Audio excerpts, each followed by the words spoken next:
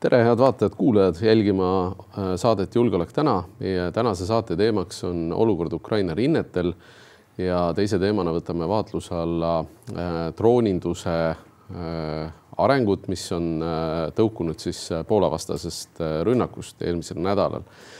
Ja stuudios nii nagu ikka on julgeolekueksperdid Meelis Oitsalu ja Erkki Koort. Julgeolek täna alustab.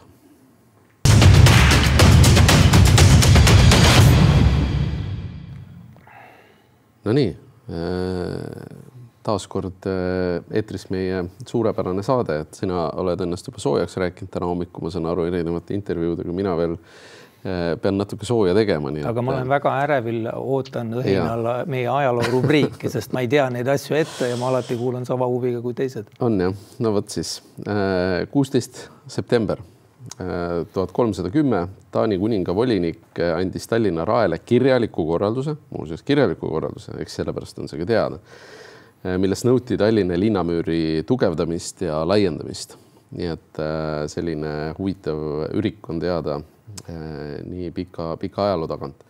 1944 Saksa okupatsioon Eestis lõppes, kuna Adolf Hitler, või ütleme nii, et ta veel ei lõppenud, aga Adolf Hitler andis käsu Eesti maha jätta, sest Eestit ei peetud kaitstavaks. 1939 toimus Nõukogude Liidu ja Jaapani piirikonflikt Kaug-Idas, lõppes relvarahuga. Ja tegelikult oli ju väga pikka aega küsimus Venemaal või toonasel Nõukogude Liidul, et kas Jaapan sekkub sõtta Nõukogude Liiduga või mitte. Nagu me teame, sellisel kujul seda ei juhtunud. 1941 Inglise ja Nõukogude invasioon Iraani, kus siis Suurbritannia ja Nõukogude Liit sundisid Iraani šahhi tagasi astuma. Ja 1970 palestiinlaste ja Jordaania valitsuse vaheline konflikt eskaleerus. Teatavasti siis Jordaania valitsus oli lubanud Palestiina vabastusorganisatsioonil kasutada Jordaaniat oma tegevusalana või baasina. Ja ütleme nii, et see, keda siis terroristlik rühmitus, keda lubati, pöördus siis võõrustajate vastu. 17. september 1919 vabadussõda, Pihkvas algasid rahu läbirääkimised Eesti ja Venemaa vahel. 1991 Eesti... Kõik tulevased rahu läbirääkimised võiksid seal lõppeda. Ja. 1991 Eesti võeti Ühinenud Rahvaste Organisatsiooni vastu ja sisuliselt kohe peale taasiseseisvumist. 1775 Ameerika iseseisvussõjas algas Ameerika vägede invasioon Kanadasse. Nii et Trumpi idee Kanadast pole midagi uut, sellel on ajalooline näide olnud, kuigi Kanada toona oli Briti koloonia ja põhjus oli selles, mitte Kanada kui iseseisev rahvusvahelise õiguse subjekt. Fredrikshamni rahuga lõppes 1809 Vene-Rootsi sõda ja sellega läks Soome Venemaa valdusesse. Ja see on ka põhjus, miks Soomes on ka raudtee laius, nii nagu ta omaaegses tsaaririigis oli. Teise maailmasõja algus Nõukogude Liidu poolt 1939 Nõukogude Liidu väed tungisid Poolasse ehk kui Saksamaa oli juba rünnanud, siis ründas ka Nõukogude Liit selja tagant. 1965 India-Pakistani sõjas peeti Kshavinda lahing, mis on üks suurimaid maailma tankilahinguid üldse. Ja 1980 oli tegelikult väga märgiline sündmus meie piirkonna jaoks, et pärast nädalaid kestnud streike Poola Gdanski laevatehases asutati ametiühingu liikumine Solidaarsus, millel oli raudse riide murdmisel ka väga arvestatav roll. 18. september 1939 oli allveelaev Orselli juhtum, et allveelaev, mis oli Tallinnasse tulnud ja Eesti kui neutraalne riik pidi siis sõdiva riigi laeva relvitustama või vähemalt tagama tema mitte lahkumise, siis Orsell põgenes Tallinnast. samal päeval 39. aastal oli veel üks Poolaga seotud juhtum, kus Mäksal, Tartumaal maandus Poola aeroplaan, mis oli tegelikult sanitaarlennuk ja mida juhtis siis Poola ohvitser, et seda nii-öelda Poola päeva 18. september, see ei olnud väga teada. Lendur võeti valve alla, aga mis tast edasi sai, ei ole teada. Aga 44 oli väga tähtis, nimetati ametisse Otto Tiefi valitsus Tallinnas. Ka praegu ju maandub aeg-ajalt Venemaale suunduvaid lennukeid Eestis. Et see pole üldse nagu uus vana probleem. Nii on. Ja 1947 asutati Ameerika Ühendriikides välisluureteenistus CIA. Ja debatid, mis toimusid selle CIA asutamisega kongressis, olid muuhulgas sellised, et härrasmehed ei kuula teineteise kõnesid pealt. Et mida te õige mõtlete ennast, te tahate kellegi telefoni pealt kuulata. Et lihtsalt väike sissejuhatus ka meie ühte edetabeli teemasse, mis puudutab siis terroristliku sisu kohta info kogumist või kasutamist, aga sellest kohe räägime edetabeli juures. Aga meie ajaloominutid ongi sellega läbi ja nüüd me lähme edetabeli juurde. India otsus saata sõjaväelasi Venemaa-Valgevene ühisõppusele Zapad 2025 on tekitanud Eestis päris palju poleemikat. 65 sõjaväelast osales Venemaal. Tegelikult osales India Zapadil ka enne Venemaa sissetungi Ukrainasse 2022. aastal. Aga India on nüüd selle olukorra enda jaoks normaliseerinud ja tagasi läinud, mis meie vaatest muidugi midagi rõõmustavat ei tähenda. Ja India juhid ilmselt ka saadavad mingid signaale muuhulgas Donald Trumpile ja ilmselt tahavad sellest hullumeelsest tariifipoliitikast kuidagigi pääseda, võttes mingeid riske. Nii on. Itaalia tahab anda välja ukrainlast Saksamaale, keda kahtlustatakse Nord Streami õhku laskmises. Et mäletatavasti on Saksa uurijad siis tuvastanud, et nende hinnangul on tegemist Ukraina ühe erioperatsiooniga, mille tulemusena siis lasti Nord Stream õhku ja üks nendest kahtlusalustest otsustas minna Itaaliasse siis perega puhkama ja Itaalia võimud pidasid ta seal kinni tagaotsitavana. Ta oli küll seal vale nime all, kuidas ta täpselt vahele ei tea, võib-olla tuli salapärane vihje kusagilt, aga Itaalia võimud nüüd kaaluvad tema väljaandmist siis Saksamaale. See on huvitav versioon, mida tuleb kaaluda, alati Ukrainast pärit ja ka Ukraina rahvuse esindajad ei tööta Ukraina valitsuse jaoks, aga küllap nad siis avaldavad infot, mida nad on võib-olla kontrollinud kuidagi. Ja, seda me jälgime kindlasti tähelepanuga. Iisrael alustas eile rünnakut Gaza linnale, öeldes, et tegemist on viimase Hamasi tugevama tugipunktiga ja suunates siis või käskides inimestel Gazast liikuda siis Gaza sektori lõunaossa.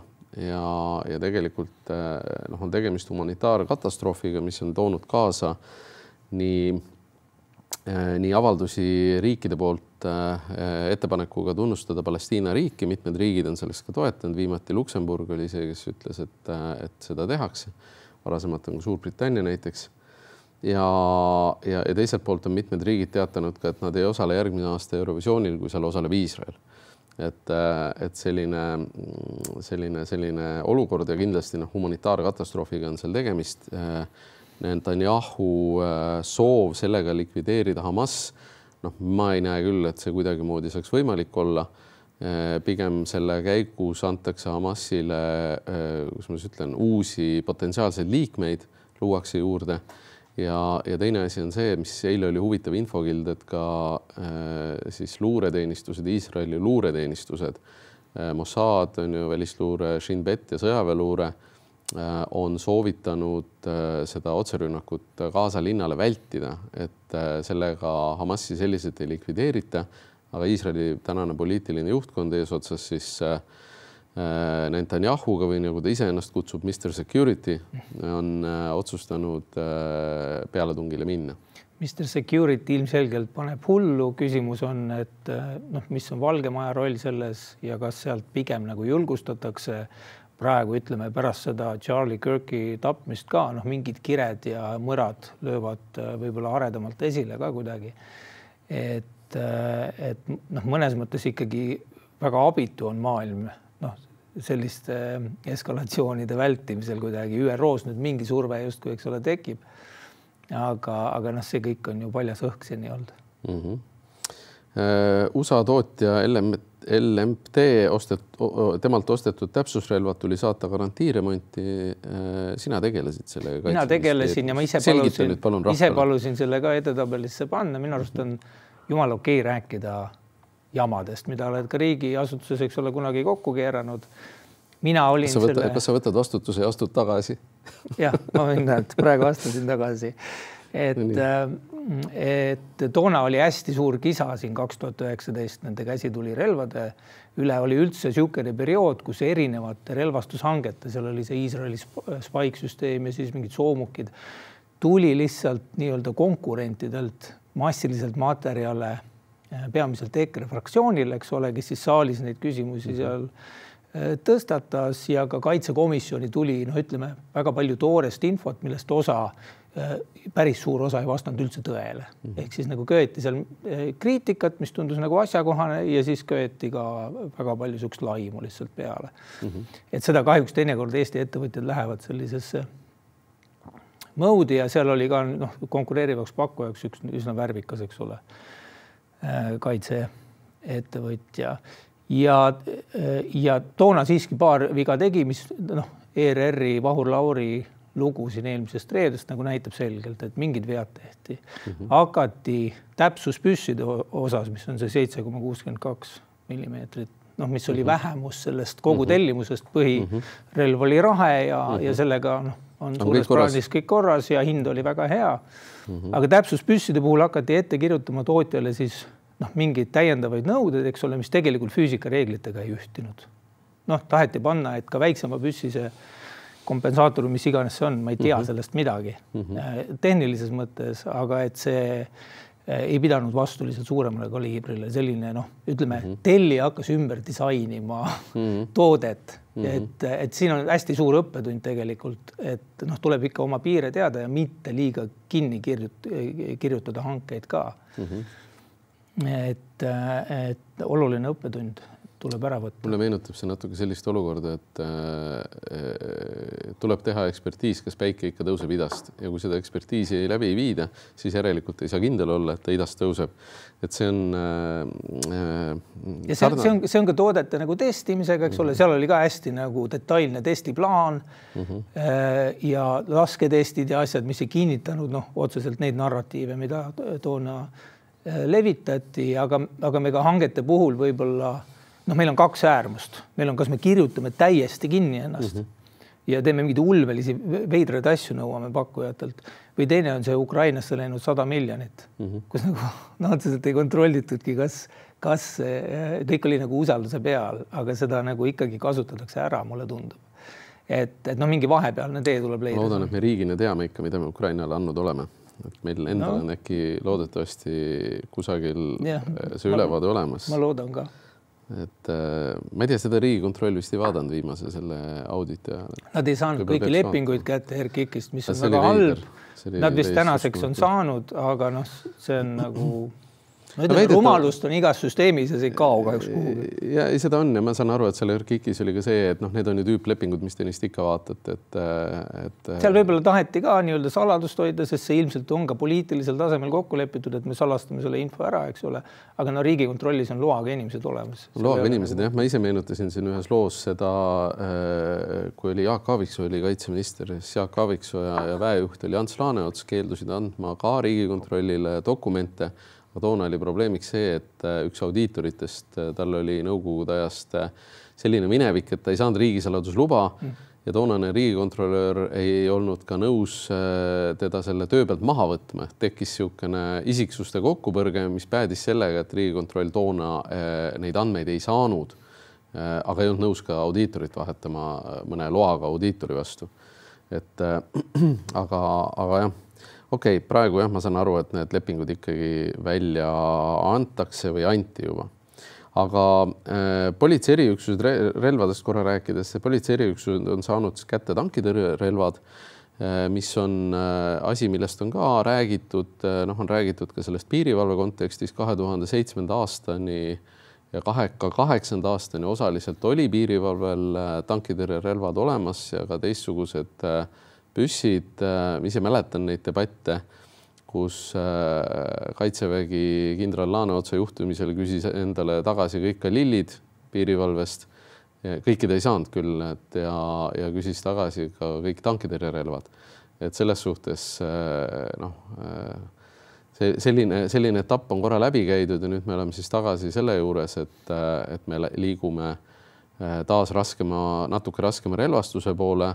Tõsi, ajad on muutunud 2007, kui me liitusime Schengeniga, eeldati, et ikkagi niisugune hea uus ilm veel kestab ja piiripolitsei on siis see, mis on see arengumudel, et tänaseks on aru saadud, et see ei tööta ja kui seda on muudetud, seda varasemat otsust, siis see on väga mõistlik, et sellest mitte 10 küünega kinni hoida. Käisin just ka asja, kui seal kagupiiril vaatamas seda tankitõrjekraavi ja ega see piiritaristu, ütleme niimoodi, ega ta ei ole kaitsetaristu. Ta on, eks ole, tuvastustaristu ja see julgeolek tuleb ikkagi reageeringust, eks ole, keegi kasutab jõudu ja praeguse olukorras ilmselgelt oleks vaja, et see jõudiapasoon oleks suurem, isegi kui kunagi vaja ei lähe, jumal hoidku, et läheks. Et seda diapasooni on vaja kasvatada, sest et meil alalises valmiduses mingit väga ei ole. Skautpataljon ja politsei ongi ainukesed relvajõud, kes meil on alalises valmiduses. Tõsi. Ameerika ründas järjekordselt Venezuela narkolaeva, mis on tegelikult ka põhjustanud siis Ameerikas probleemi, et väidetavalt siis oli seal peal narkolast ja 3 narkokaubitsejat. Ka kongressis on tekitanud see debatt, et Ameerika president tegelikult on võtnud nii politsei menetluse, prokuratuuri kui ka kohtuvõimu ja karistuse siis ka täideviimise või vangla sellise, ütleme, surmanuhtluse täideviimise võimu endale, sest tegemist ei ole sõjalise operatsiooniga. Et see on nagu suhteliselt selline asi, mille arengutel tasub silma peal hoida, sest päris normaalne see ei ole, et kui meil salakauba vedaja liigub Eestist Venemaale või vastupidi, siis esimese asjana vaatamata kõigele ei tohi teda kohe maha lasta. Natuke sellist George W. Bushi Iraaki minemise, ütleme, paatost on selles Trumpi uues sõjapoliitikas, mis näeb ette ka siis kuritegevusega, rakettidega võitlemise oluline vahelüli jääb ära, eks ole, kohus ja muu õiguse mõistmine, et kui sul kahtlus on peal, et siis kütame raketi peale. Ameerika ajalugu on näidanud, et sellised liialdused, nad mingi aja järel maksavad meile kätte. Ja selle eest maksab ka Euroopa, kogu nii-öelda lääs. Et selles mõttes on see kurb areng. Kindlasti. Eelmisel nädalal siis ka mõrv USAs, Charlie Kirki tapmine või juba ülemöödunud nädal, aeg läheb päris kiiresti. Kahtlustatav Tyrell Robinson on siis tabatud Utahi kuberneri sõnul on ta tegemist radikaliseerunud isikuga, kes tegelikult oli pärit hästi konservatiivsest perest, kellel oma perega head läbisaamist ei olnud, vaated olid erinevad. Väidetavalt inimene siis kahtlusalune ei tee võimudega koostööd, küll teevad mõned tema siis lähikondlased uurijatega koostööd, aga igal juhul on tegemist siis sellise märgilise sündmusega, mida mitmed on nimetanud ka kodusõja varjuks USA kohal. Seal sündmusel on oma objektiivne koosseis ja siin on hästi palju just kõlakoja efekti, mida ilmselt pekstakse üles, sellepärast, et vabariiklaste jaoks on seal väga suur mobiliseeriv väärtus, eks ole, ja demokraadid ja demokraatlikum meedia on ilminguid, et seal üritatakse kuidagi seda lasket rohkem inimlikustada või et seal on niisugust mõlemale poole võib-olla ebaadekvaatset vunki taha pandud, aga tervikuna, kui rääkida koledasti ja statistiliselt, siis ikkagi paremäärmuslaste vägivald on märksa rohkem levinud Ameerikas olnud. et üsna palju rohkem, et see, me panustame sinna Eestis ka naljakalt palju arutleme, YouTuber, eks ole, lasti maha ja see on väga halb. Aga kohati ma loen mingid ka arvamusartiklid Charlie Kirki, ma ei tea, mälestuse kajastamisest Eesti meedias. Et see on nagu natuke veider või, et teeks Eesti asjad äkki korda. Minu jaoks ka see, et oli natuke ka kummaline nagu seda näha, kui suure resonantsi see Eesti ühiskonnas tekitas. Justkui oleks olnud tegemist Eestiga päriselt seotud isikuga või sellise... Mitte ühiskonnas, vaid mingi häälekas vähemus, eks ole, kes tuli eetrisse ja paiskas täis. Ikka, ütleme niimoodi, et ka muu ühiskonna osa hakkas peegelduma sellele vastu, sellele osalisele hüsteeriale, et tegemist on traagilise juhtumiga kindlasti. Tegemist on sellise sündmusega, kus 2 last jäid isata, aga küsimus on selles, et suur osa inimesi ei teadnudki ennem Eesti Vabariigis, kes Charlie Kirk oli. Aga tegemist oleks justkui olnud sellise, ma ei tea, John McCaini kaliibriga mehega, kes elu kaotas. Et tegemist on traagilise juhtumiga, probleem on olemas, kahtlustatav on kinni peetud. Influencereid, kommentaatoreid ei tohi tappa. See puudutab kui meid. Ja. Aga selle sama sündmuse juurde ma võtsin tegelikult selle Eestis kirgi kütnud Siseministeeriumi VTK, mis puudutab terroristlikku sisu ja mida ma arvan, et enamus inimesi, kes sellest on midagi arvanud, ei ole lahti teinud ega läbi lugenud. Ma ei ole lugenud ja ma ei arva, et ma lasen sulle arvata. Ja mina lugesin selle läbi, lugesin mõned kohad korduvalt üle. Ja ma pean tunnistama, et ma ei saa aru, kust on tekkinud see mõned advokaatide ja ka mõned õigusekspertide ütlus, et tegemist on mõttepolitseiga. Et Carri Ginter on seda öelnud küll veidi tasakaalukamalt, aga minu arust Paloma Krõõt-Tupai on toonud välja nagu aspekte, mida seal VTK-s ei ole. Et ma kindlasti ei ütle, et see VTK oleks pidanud saama sellisel kujul täpselt seaduseks. Seda nagu vabadust ma ei võta kindlasti. Aga mida me nagu teinud oleme täna? Me ignoreerime probleemi ja me ei pea selle üle debatti. Hea küll, me oleme täna ütelnud ära, sellisel kujul ühiskonnas me VTK-d edasi ei lase, on ju. Minister Taro on ilmselt sattunud surve alla nii Reformierakonnalt kui oma erakonnast ja selle tõttu VTK tagasi võtnud, sellepärast, et kohe on valimised ja see mõjub kindlasti halvasti reitingutele, sellepärast kui vaadata lihtsalt seda pealkirjade laviini, siis see pealkirjade laviin ja sellised emotsionaalsed purtsatused suunasid seda arutelu, et meil on päris probleem. Meil on mingid inimesed, kes ongi radikaliseerunud, kes vaatavad sisu, kuidas inimesi tapetakse, kes jagavad seda, kes hangivad seda juurde ja elu on näidanud, et kas või selles Charlie Kirki mõrva juhtumis oli tegemist radikaliseerunud isikuga. Ja nüüd me oleme välistanud ennetuse, öeldes, et politsei ei reageerigu või kaitsepolitsei, kui midagi häda on. Ehk et me oleme selle nagu ennetuse poole täiesti maha materdanud.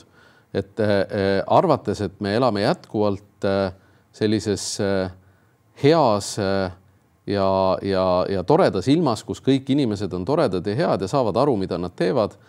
Ja see ei ole nii ja kindlasti seal ei olnud mitte mingisugust küsimus selles, mida ka näiteks välja toodi, et mingi algoritm pakub noortele erinevat sisu, eks, ja nad klikivadki võib-olla sinna peale. Ka selle vastu olid mehhanismid ette nähtud. Aga veel kord ma ütlen, et me oleme tapnud ära diskussiooni. Ma ei arva, et see eelnõu oleks pidanud täpselt sellisel kujul seaduseks saama, aga me ignoreerime probleemi, mis võib olla küll täna marginaalne, aga võib tuua kaasa kellegi surma. Ja see on probleem. Ja ma arvan, et miks me sellele nii valuliselt ka reageerisime, on tegelikult need kriminaalasjad, mis on suure kõlaga kriminaalasjad, mis on lennanud vastu taevast. Et on see siis Kajar Lembergi nagu juukselõikuse case on see sinu case kas või 4 aastat, see on ikkagi nagu avalikkuses tähelepanu saanud, et need samad probleemsed pikad menetlused, mis ei ole mitte kuhugi jõudnud, tegelikult on ka ühiskonnas seda värelust juurde tekitanud ja noh, hästi palju sellist emotsiooni, legendi ja noh, ütleme nii, et enne võiks ikkagi selle VTK läbi lugeda, kui sellisel kujul nagu arvama hakata. Ma nagu enda kaasust, mida sa siin mainisid, võib-olla selle fooni hulka ei tooks, ma tooks muid fooni tekitajad. Üks oli see kaamerate, eks ole, teema, kus oligi justkui mingi probleem. Et ma arvan, pigem nagu sellised asjad teevad tundlikuks ja see ei ole mu arvamus, aga kaks tähelepanekut, et esiteks, see ongi normaalse demokraatliku protsessi osa, et kui hädavajadust ei nähta, siis ei lasta vabadusi piirata ja võib-olla see hädavajadus oleks pidanud nagu paremini debatis olema. Ja, kindlasti. Ja seda on nagu riigil väga keeruline serveerida ja alati ei õnnestugi. Et mina ei usu, et Taro tahab mõttepolitseid teha või Siseministeeriumis keegi. Nemad mõtlevad ka mingitele, eks ole, uurimisi ja kuritegude ennetamist nagu võimestavatele vahenditele. Ja teine märkus on see, et mulle tundus, et siin mindi nii-öelda karistama tarbijat, aga mis me nagu levitajatega teeme või inimesed, kes süsteemselt jagavad, eks ole.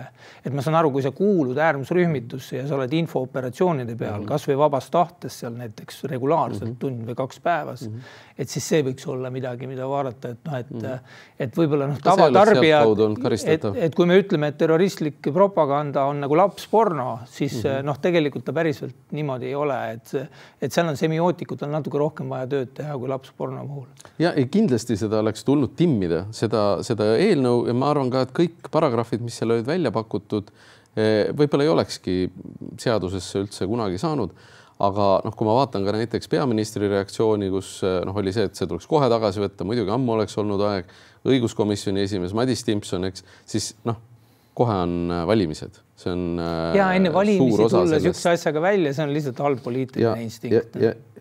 Ma arvan, et seda oleks teinud ükskõik, kes siseminister oleks olnud, et siin küll mõned endised siseministrid on vastu rindu tagunud, et nemad poleks sellist asja läbi lasknud, kas või Lauri Läänemets on ju eelmine siseminister. Ma olen 100% kindel, et temalt oleks samamoodi rohelise tule saanud. 4 aastat tagasi oli Siseministeeriumi arengukavas ju kirjas näotuvastusvõimega, numbrituvastusvõimega kaamerate võrgustik üle Eesti.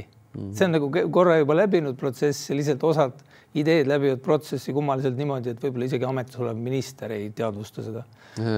Ja, ega selles suhtes infot on palju ja seda üks ühele kokku viia teinekord ongi mingisugune päev on keerukam, poliitmõtted on peas ja see ametnike VTK tutvustamine tundub mingisuguse sellise tarbetu bürokraatiana, millele pole vaja tähelepanu pöörata. Aga VTK selleks ongi, et seda tasakaalupunkti läbi arutada. Tänaseks me oleme ühiskonnas tasakaalupunkti läbi arutanud selliselt, et sellega edasi minda, mis on ka valik. Ja, aga tuleb ka tõdeda, et kas siseministrid eksivad. Et tuleb ette. Ja, aga sellega edetabel on otsas ja lähme esimese teema juurde.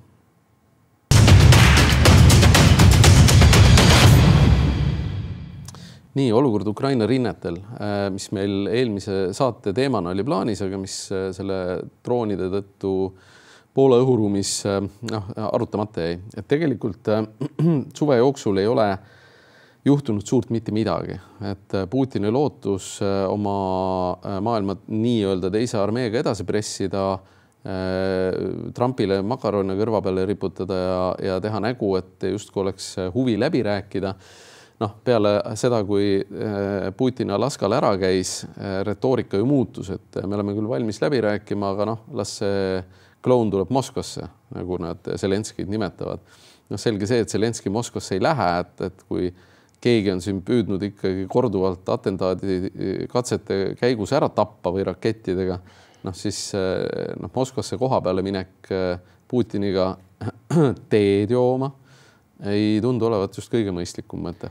Rinnetel võib-olla tõesti midagi nagu otsustavat ei sündinud, võib-olla selle sõna keskmises nagu kanguses, aga strateegilisel tasemel mingi nihe nagu toimus. Ukraina hakkas pommitama üha enam energiataristut, tegi seda natukene uuenenud moel ehk siis sama objekti pihta erinevad rünnakulained, et oleks mõjusam ja mingi edu nad seal saavutasid, et kui me vaatame, mitu protsenti võttis Venemaa maad juurde, siis õlitaristust lõhkus vist rohkem protsente ära Ukraina ja sellisel hõivamisel on nagu palju suurem mõju, strateegiline mõju, et see on mõnevõrra andnud tagasilööke Venemaale selgelt, nende majandus on hakanud kiduma ja hinnad tõusma, mis on probleem ka diktaatorile. Bensiinijärjekorrad isegi. Riigis, kus bensiin tuleb, bensiin mitte, aga nafta tuleb maa ja siis on mingised muutused toimunud ka droonisõjas seal vaheldumisi, sellepärast, et ja ka lahinguline pilt natuke muutunud on veelgi pihustunum. Et nüüd öeldakse juba kommentaatorid ütlevad, eks ole, et isegi rindejoont ei tasu nagu kaardi peal väga uskuda, sest seal võib olla siuke rahvatants käib, eks ole, erinevad värvi kostüümides, eks ole, partnerid. Ja tegelikult, ütleme, kui varasemalt oli alati see jutt, et tuleb sügis, tuleb teede lagunemise aeg, et siis see lahingutegevus peatub. Ei ta peatu, et täna näitab ikkagi olukord seda, et kasutatakse selliseid väikesi jalaväegruppe, kes suudavad üle selle pehmema maapinnaga minna, võib-olla mitte nii kiiresti. Ninja kilpkonnad, aga nad kindlasti lähevad ja kuna raske tehnikat kasutatakse vähe, siis tegelikult sellel mudasel maastikul ja teedel ei ole nii suurt tähtsust kui varasematel aastatel või varasematel sügisetel või kevadetel. Et see madala intensiivsusega või ütleme väikeste gruppidega intensiivne konflikt käib edasi vaatamata sellele, kes on natuke mudasem see maapind või mitte. Ja siis paralleelselt sõjalistest võimalikest arengutest suvistest rääkides on tekkinud siis vahelduva eduga eetris olnud tahtekoalitsiooni lääne nii-öelda rahuvalvemissiooni jutt. Täna Ekspressis on ka pikk heidutus nii-öelda lugu tehtud, et kus siis nagu inimesed siis ütlevad, et päris asi ja lähme sõdime. Aga Eesti puhul, eks ole, see on konkreetne sõjaline lubadus, mis Michal andis siin juba mõned kuud tagasi, et Eesti saadab kompanii sinna. Et Eesti puhul mul on ikkagi küsimusi nagu, et kas see selline nii-öelda inglise keeles posturing või poosetamine, eks ole, et kas see meie heidutust nagu tugevdab või vähendab. Sest kui me räägime kooris koos teiste nii-öelda tahtekoalitsiooni kolmekordsetes jutumärkides liikmetega, et siis nemad ütlevad enamasti, et venelastega vastu me nagu jõudu kasutama ei hakka. Kui me nüüd nimetame seda heidutusväeks, nii nagu Michal tänases artiklis ka nimetab, siis kogu heidutuse kontseptsioon devalveerub. Venelased vaatavad ka nii-öelda NATO territooriumi heidutuse juttu hoopis teise pilguga ja seda nad seal, me tuleme selle juurde, eks ole, Poolast testisidki.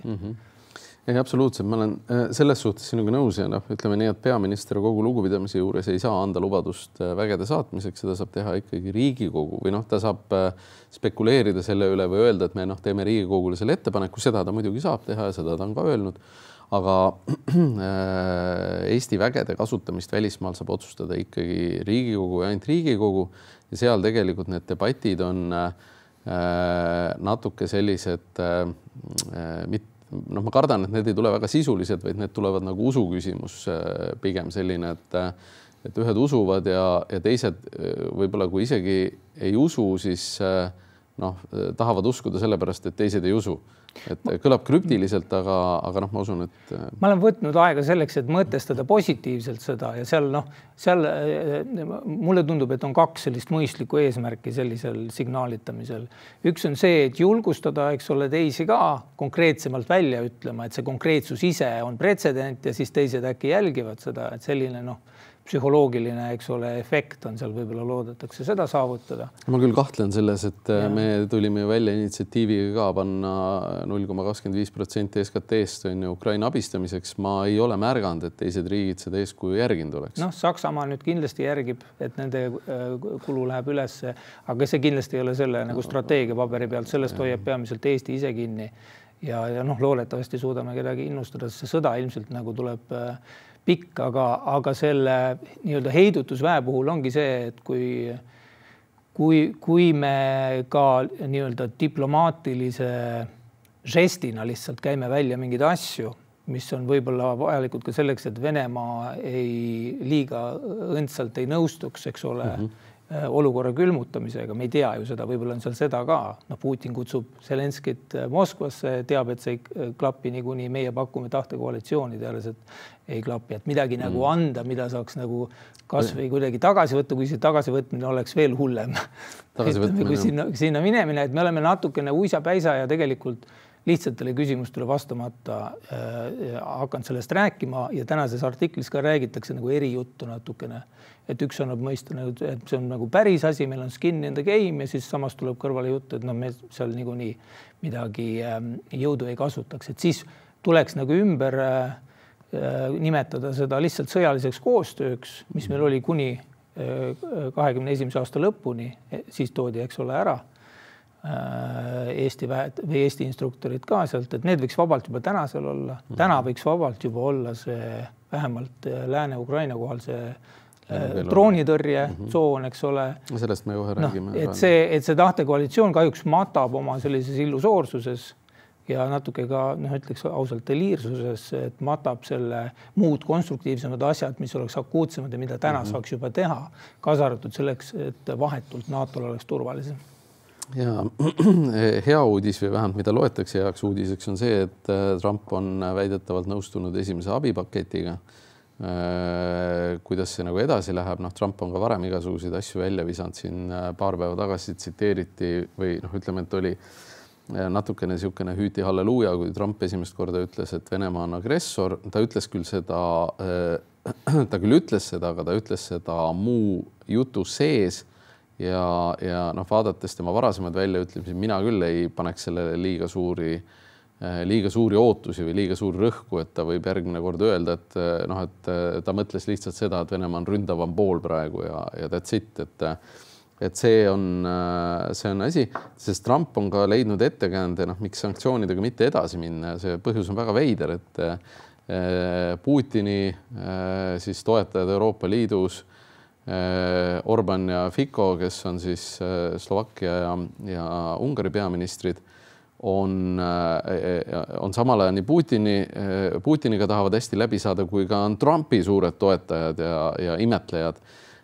On need, kes ostavad siis kõige rohkem Venemaalt naftat jätkuvalt, kaebavad Trumpile, et Ukraina tegi Druzhba torujuhtme katki, mille tõttu nad ei saa enam naftat. Trump on öelnud, seni kuni Euroopa Liit naftat ostab, seni ma sanktsioone kehtestamist kaalun, et seda peavad kõik tegema.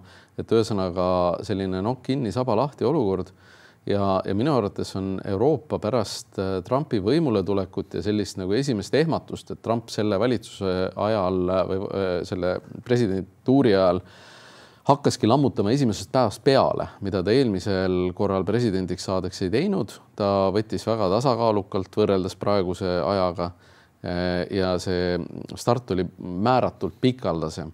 Nüüd ta sai aru, et see 4 aastat on lühike aeg, ta peab kohe hakkama tegutsema ja tegelikult on see sama küsimus, et Euroopa võttis enne Alaskat, vahetult enne Alaskat vastu ka ühisavalduse, siis, kus tunnustas Trumpi rahupüüdlusi, et Euroopa ühelt poolt on justkui pidanud saama iseseisvamaks, aga teisest küljest on ta tegelikult nagu Ameerika avaldustega veel rohkem ennast sidunud poliitiliselt kui varem ja see on probleem.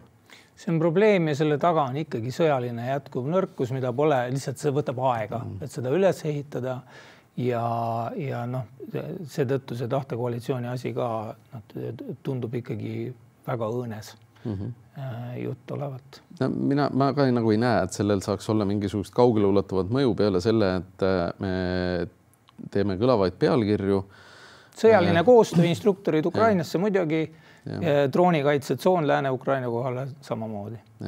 Need on täna tegelikult tehtavad asjad. On. Ja ütleme niimoodi, et siin on ka spekuleeritud sellega, et millal Venemaal jalaväelased otsa saavad, et ärge selle peale lootke ei saa. Seal on 140 miljonit inimest, kelle seast alati leitakse keegi, kes on raha eest nõus minema või nagu me teame, eks survestatakse ka nii vange kui vahistatuid minema Ukraina rindele jätkuvalt ja püütakse leida ka neid palgasõdureid väljastpoolt. Hästi lühidalt siia lõppu, et üks oluline areng oli ka Vene siis nagu õhurünnakute, droonirünnakute massiivsuse kasv ja kordades kasvas, eks ole, öine intertseptor või nende ründeplatvormide arv. Ja nüüd on huvitav vaadata, et kas see oli siis nii-öelda build-up millekski selle nii-öelda rahu läbirääkimiste mõjutamiseks ja Trumpile mulje avaldamiseks ja võib-olla Trumpi Washingtoni hirmutamiseks ka. Või siis ja nad lõpetavad selle ära või siis nad suudavad seda jätkata. Kui suudavad jätkata, siis meil on juba täiesti uued probleemid NATO-l ka. Ja, aga ütleme niimoodi, et Ukraina sõjas on teatud arenguid, suurt muutust ei ole ja tegelikult hästi suur küsimus on see, et mitte mis saab niivõrd sõjaliselt, vaid mis saab poliitiliselt Ukraina toetusega ja see välja toodud tahtekoalitsiooni küsimus on samamoodi jätkuvalt asi, millel silma peal hoida, aga meie vahetame teemat.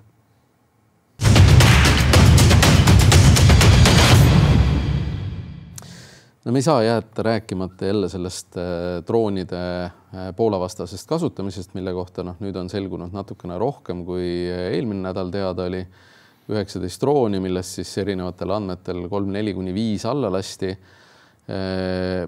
Minu arvates NATO reageeris adekvaatselt sõjalises mõttes, sellepärast, et lennukid tõusid õhku ja tõsi, me lasime kaitsealliantsina sääski elevandi püssidest. Aga ja paljudel juhtudel ei lasknud ka alla. Paljudel juhtudel ei lasknud alla. Ma ütleks niimoodi, et mõnikord, ma toon näite Iisraelist, eks, et kui Iisrael Hamasiga seal sellist ülepiirist raketisõda pidas või Hamas tulistas rakette, Iisrael tulistas neid alla, siis alguses Iisrael püüdis oma selle raudkupli Iron Dome'iga alla lasta kõik raketid, mis Gaza sektorist startisid. Mingi hetk saadi aru, et see on paganama kallis ja õpiti välja arvutama nende rakettide trajektoore ja mis kukkusid merre või asustamata piirkonda kõrbes, lasti rahulikult alla kukkuda ja plahvatada, et mitte raisata väga väärtuslikku laskemoona. Sest praegu on ka see, kus ukrainlased ka ju alguses hävitasid droone kalliste vahenditega. Hiljem selgus, et raha selleks ei jätku, püüdi leida teistsuguseid ja leiti teistsuguseid. Ja arendati ka püüdurdroonid, mis on ikkagi suhteliselt odavad isegi selle Iraniga võrreldes. Ja näiteks ka Sisekaitseakadeemias Kaugseire teadus-arenduskeskus tegi ühe siis raporti selle kohta, et mõnikord nende droonide vastu aitab lihtsalt nööriga maa külge kinnitatud õhupall. Nii nagu seda tehti ka teise maailmasõja ja ka esimese maailmasõja ajal. Või siis saadad oma vaatlusdroonid alla otsa, nii kui ta jaksab sinna nii-öelda tempos püsida, et põhimõtteliselt seda saab ka teha õigesse kohta lööd, siis plahvatab, et Eesti puhul, kui seal üle Peipsi oleks tulnud see asi meie poole ja me näeme seda kaameras, ma ei välista, et PPA oleks midagi sellist üritanud teha, näiteks selle drooni vastu. Aga mida on huvitav selle NATO vastusest vaadata, ühelt poolt ma olen nõus Sakööriga, kes ütles reedel, kui avati see Eastern Sentry, see just õhu- ja droonikaitseoperatsioon, mis põhimõtteliselt tähendabki rohkem kalliste lennukite saatmist, eks ole, sääskede püüdmiseks. Ütles, et ärge küsige, palju see maksab, eks ole, et peaasi, et see säästab elusid. Praegu on see õige lähenemine. Alguses peabki kõik olemasolev võtta olema. Teine küsimus või mis see olukord nagu paljastab on see, et kus on siis meie need püüdurdrooni üksused, eks ole, kus on mingid nagu odavamad tehnoloogiad, mida saaks kas või kollektiivselt koondada liitlaste vahel ja poole saata. Et miks sinna lähevad ainult siis nagu kallid hävituslennukid pluss, kusjuures veel UK ju reageerib intsidentidele Suurbritanniast. Seda peeti odavamaks kui nii-öelda eelpaigutust. Aga naljakas ikka ja kõnekas mõnevõrra. Et tasub mõelda, et teatud kitsastes ohusegmentides meil käib juba geneetiline nii-öelda andmine. Kas me nimetame seda sõjaks, pole mõtet võib-olla kinni jääda sellesse, aga see fakt ise, et NATO õhuruumis plahvatavad Vene droonid, peaks juba mingeid tegevusi nagu käivitama, mingeid hoiakuid, et teatud väga kitsas segmendis me peame olema valmis reaalseks kuumaks kaitseks. Täna ilmselt selleks nüüd saadi mingisugune impulss, aga siin on spekuleeritud ka, ma ei tea, kas sa oled saanud kinnitust sellele, kas seal droonides oli Poola ja ühel juhul vist mingi spekulatsioon oli Leedu SIM-kaart sees. Et noh, sellisel juhul tõenäoliselt nad ei jõudnud sinna, nagu siin on öeldud, juhuslikult ja tõenäoliselt testiti ka süsteemi ja nüüd tulebki küsimus, mis saab siis, kui nad lasevad lääne pihta samasuguse matsu nagu Ukrainas igal öösel lasevad. See huvitav, kas poolakad said teada, kes need SIM-kaardid ostis? Jah, seda vist vajab veel kontrollimist. See oli ka mingi Ukraina meedia, eks ole. Ukrainlastel on ka oma agenda selliste konfliktide puhul sageli, et nad tahavad nagu suruda peale mingit võib-olla kõrgemat ohuprofiili arengutele ka. Ja veider oli see ka muidugi, et ka Eesti osade inimeste arvates oli tegemist siis Ukraina operatsiooniga, kus ukrainlased võtsid siis need droonid üle ja suunasid Poola selleks, et NATO vahel. Sarnaselt selle Nord Streami mustriga. Ja NATO ja Venemaa konflikti tekitada. Et ma arvan, et kui ukrainlased oleks nii võimekad, küll nad oleks need droonid Venemaale tagasi suunanud. Poola ei andestaks elu sees seda ja selge on see, et Poola on praegu nii-öelda põhiarter Ukraina jaoks. Et see tähendaks sisuliselt ikkagi oma kaelaarteri nüsimist. Ja, kindlasti kohe see ei ole nagu mõeldav. Poolas valitsushoone kohal lasti ka üks droon alla, mida siis lennutasid Valgevene kodanikud. See ei olnud ilmselt ründedroon, vaid lihtsalt see oli mingi vaatlusdroon. No ilmselt sellise ärevuse foonil, eks ole, ka võib-olla süütud lennutused satuvad radarisse. Seal on 2 Valgevene kodanikku, kes seal valitsushoone kohal seda lennutavad, seega see ennem teada. Et selles suhtes seda ei saa lahendada nii, nagu me tahtsime riigina. Üks oli vist ukrainlane. Minust olid 2 valgevenelast. Võib-olla ma valetan. Aga ühesõnaga see oleks naljakas välja näinud, kui me oleks tahtnud seda poolakat lahendada nii, nagu me riigina tahtsime alguses lahendada siis torujuhtmete lõhkumist, öeldes, et või küsides, et kas teie tegite, ei, meie ei teinud, siis te võite ära minna. Et kui teil kurja plaane ei olnud, siis kus sa seda tead? No Eestis ka politsei reageerib, kui keegi valitsusasutuse kohal lennutab drooni, siis tegelikult reageeritakse. Reageeritakse ja isegi nüüd meil on lausa lennukeelutsoon on ju Soomes, Lätis ka ja tegelikult Eestis, Lätis, Leedus, Poolas ka, jah, sul on õigus. Ja Eestis siin oli ka uudis selle kohta, kus jahimehed tahavad sigu droonidega Ida- ja Lõuna-Eestis, siis kuna neil on seakatkust tulenevalt seakatku kohustus jahti pidada sigadele. Droonidega jahivad sigu? Ei, need droonidega tuvastavad, kuna lihtsalt... See oleks küll huvitav FPV droonide nagu seajaht, et seda saaks droonipiloodid harjutada. See on julm nali, et loom tuleb kohelda austusega. Ja muidugi tuleb austusega, aga maha laskmine või drooniga hukkamine ei ole liiga palju erinev. Jah, tükeldamist on vähem. Tükeldamist vist ei jää midagi seal väga tükeldada mõnel juhul. Aga kuna sead on põllus, siis lihtsalt sama tasapinna pealt ei ole neid näha, et sa pead asuma kõrgemal, et näha sigade liikumist ja õhuvägi ei andnud siis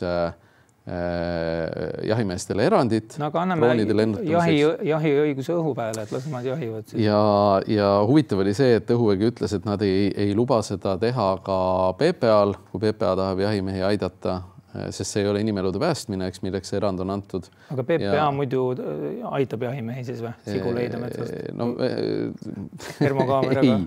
Ja ma saan aru, et jahimehed, nende mõte pöördus sinna, et kuna nad ise ei tohi, siis kas Keskkonnaamet või PPA saavad neid abistada sellest, aga sigade teema muutub üha huvitavamaks mu jaoks, ma pean ikkagi uurima seda. Ma arvan ka, et sigade teema tuleb käsitleda sul järgmises selles fookuses. Aga lennukeelualast veel nii palju, et väike värelus tekkis ka siin Helsingi Tartu lennuga. Eile vaatasin õhtul flight radarit, Tartu lendas ilusti, et sellega probleeme polnud, et see kokkuleppes saadi ära, eks seal alguses natuke mööda rääkimist oli.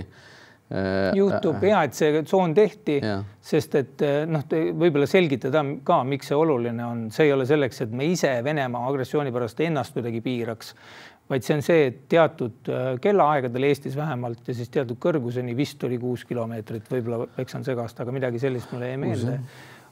Ei tohi siis ilma nagu eriloata, eks ole, lennata või kui ei ole just jõuametkond, kes reageerib millelegi. Ja see on selleks, et tsiviillennundus lendaks kõrgemalt ja ei jääks ette siis võib-olla laskudele, mida kasutatakse droonide vastu. Allatoomiseks. Et see on puhtalt nagu ohutusmeede. Ma muide Redditis jagasin eile ühte seda kaarti seal Euroopa listis. Ma ei tea, paljud Redditis käivad, aga seal on nii-öelda võimalus panna uudiseid üles lõimedesse ja see ehmatas inimesed ära. Et kas see on päris, et kas umbes sõda on käimas või et kuidas siin on niisugused punased viirutatud alad nagu Venemaaga idapiiril, et kas nüüd sõda hakkab või midagi. Ei, tegemist on nagu midagi korrakaitse ja siis päris sõjalise kaitseoperatsiooni vahepealset. Halli ala reaktsiooniga, eks ole. Probleem on muidugi see, et lisaks nendele droonidele või hobidroonidele lihtsalt sa teed õhu puhtamaks, eks. Sügisene aeg on muidugi see väljakutse, et hakkab lindude ränne ja linnuparved annavad ka radaritele aeg-ajalt pilte, mida seal saavad jahimehed appi tulla ohutõrjumisel. Ja, aga tuleb arvestada, et ka varasemalt on hävitajad, Eestis olevad hävitajad käinud linnuparvi tuvastamas ja see kindlasti jätkub, et see sügisene aeg seab nagu väga palju. Mida kiiremini me võtame üldse NATO idapiiril nii-öelda hävitaja sõltlikkuse ära sellelt teenuselt, et seda parem on. Ja õnneks on siin algatatud Läänemetsa ajal ka ju see droonimüüri projekt, mis on nagu nimena natukene vist eksitav, et ta ei ole müür, ta on ikkagi, ütleme, esimene, ta on, ütleme, nagu nahk on kehale, eks ole, ta on ikkagi mingi tundlik nii-öelda tuvastuspunkt, aga mitte enam. Ja droonide kohta võib-olla veel nii palju, et ma ei tea, kas sina märkasid, aga 7. septembril otsiti siis läbi Saksamaal üks laev,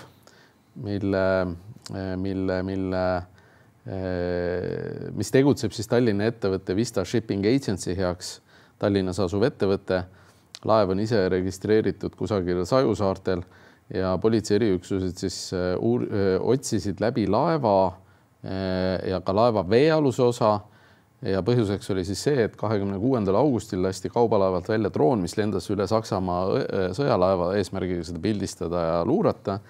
Selle kohta on see Eesti ettevõtte omanik öelnud, et see on totaalne jama, midagi sellist ei saa olla, et samas ma loodan, et see teema ei kuku nii sama maha, et küsitakse ka asjaomastelt, et mis siis järeldus on.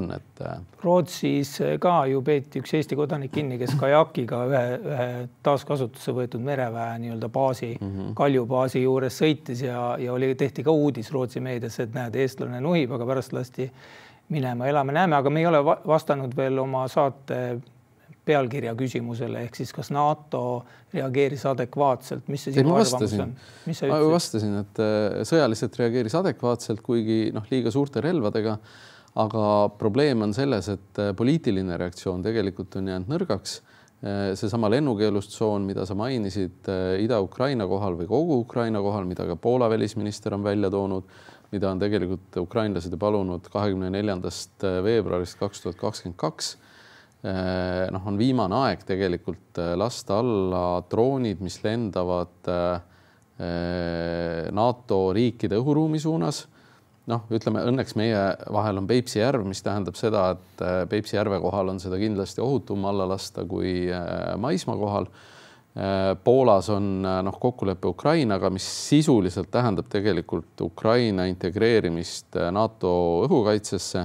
Ja minu arvates üks asi, millest ei ole veel väga räägitud, on see, et kokkuleppega selles, et lendavad sõjalised objektid, raketid, droonid lastakse alla ka Musta mere kohal.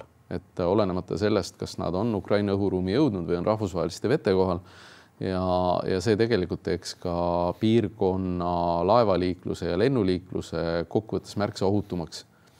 Hea point, minu arust selles mõttes on NATO sõjaliselt tõesti reageeris adekvaatselt, lihtsalt seda adekvaatset reageerimisvõimet veel tervikuna ei ole, ehk hakatakse looma, et adekvaatsete vahenditega nii odava ohu vastu minna, et seda kokkuvõttes tehti õigesti, et ma ei arva, et sellise asja peale peaks järgnema löögid Venemaa territooriumile, eks ole, NATO poolt, kindlasti mitte.